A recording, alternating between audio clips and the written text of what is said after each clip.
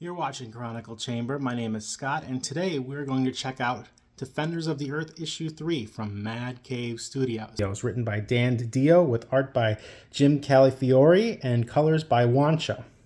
If you've been following this series, this picks up pretty much after the plot thread that we saw at the end of Defenders of the Earth Issue number 2 that saw the Phantom admit that he's been dead, that he's a living ghost who walks. So in this series, they take that term quite literally. This issue starts 4 years ago, which seems like a jump back, but there's an important revelation here. And so this recalls the first issue of the series, where they had their final war with Ming that saw the Phantom get injured. And so this issue starts with that, with the Phantom, suffering that severe wound and being saved by Mandrake the Magician. Lothar and Flash Gordon are fighting Ming's forces, while Mandrake uses special magic to keep Phantom alive. But as it's revealed pretty quickly, that whole literal ghost who walks thing comes into play in a different manner. Phantom is not quite living, he's not quite dead. He's only alive via magic, and that magic needs to be cured so he can actually truly be alive. And as we've seen in this issue, he's trapped in Mandrake's mansion. And so Lothar needs him to come out because there's a new Phantom in town running around fighting the Singh Brotherhood with our Phantom's daughter, Djordje, at his side. And they need to put a stop to this nonsense because this new Phantom is kind of a dictator, totalitarian character who's taking over the 5 nations, which is why Lothar's involved. As you can see, this issue is very heavy on the dialogue and the exposition. Once this revelation's revealed that Phantom needs to be cured, Mandrake ushers him to his special room deep in the mansion where Phantom can kind of, talk things over and find some support. I'm flipping through here. This is where we get a look at the Council of the Phantoms. This is kind of the cool art piece of this issue.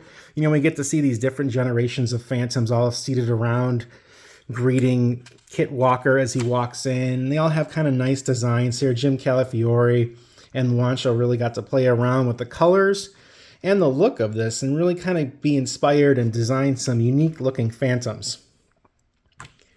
It's hard to say with this issue. So far, I've been pretty supportive of this series, but this issue, the explanation for Phantom being this literal ghost trapped in Mandrake's mansion and how him doing this has kind of tied him to Mandrake and turned his back on the council and what the Phantom means.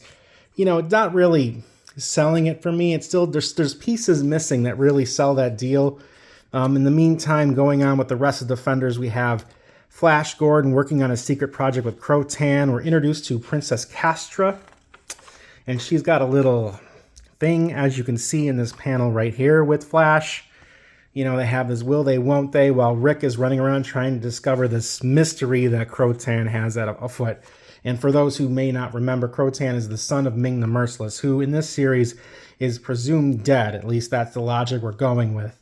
Meanwhile, Rick Gordon is trying to uncover this mystery of what's going on with this ice station that they're building for Crotan. He reconnects with his mother's computer program, only to lure in a new villain to this series, Octon, which we see down here, this kind of cool, snazzy-looking robot. This is another highlight of the issue as far as art goes. This is a neat design. Kind of looks like that guy who worked for Pizza the Hut in Spaceballs, if you're familiar with that film. But I do like the red glow, the red lights, the heat from the blaster after he blows open this door. We jump back to the council. We have a lot of back and forth with Council's duty, where Djordje stands, and how Djordje may not, according to the Council, will never be a Phantom because she's a woman. And there's a little bit of, dialogue around that, and Phantom kind of, Kit Walker upset that this is the case, and that Kurt Walker is just going to have to sire a new male heir because that's the rules. Mandrake busts in and interrupts because they have, other things to do, and this isn't going very well. Again, kind of weak, kind of a thin explanation here. It really kind of showcases a cool set piece with, the Council of the Phantoms, but the logic and the arguments from point A to point B, it's missing something to really sell this idea. Like, why was Phantom trapped in this mansion? Like, what specifically about the magic? And why, in the past 4 years, has he just been relegated to this mansion and they've done seemingly nothing?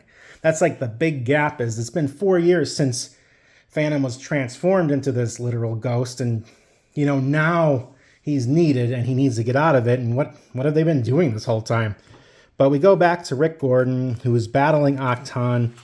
He pulls out his dad's, laser sword, and it's a neat little action piece, but what truly is revealed here is something else. He's awoken some other villain from the past Defenders of the Earth cartoon that you can see here. They say, I am Legion, but this clearly designed is right off of Garrix, who will be in the final page here. But, meanwhile, Rick and Princess Castra, Flash and Princess Castra are doing their thing and walking off together because he did try to call Rick, but Rick was preoccupied because, as we see in this cliffhanger, he's at the mercy of Garrix.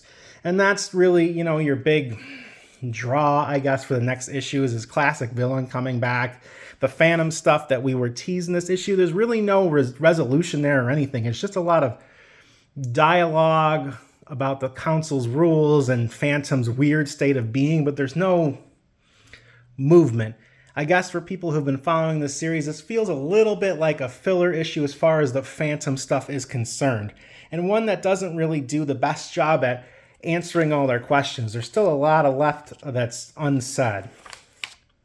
But overall, the art, the colors continue to be amazing.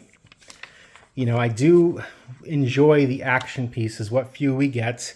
I like the designs. It is still an interesting series, but this issue compared to the last two might be a little bit of a step down. We'll see what we do. We're still in the middle of a mini series here where there are several more issues coming out. But you can find this at your local comic shops. You can check out our past reviews of Defenders of the Earth at chroniclechamber.com, and you can follow us for our reviews of the upcoming issues too. Thanks.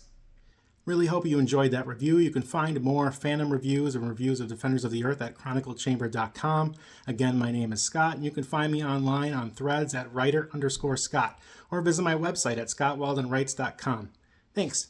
Bye.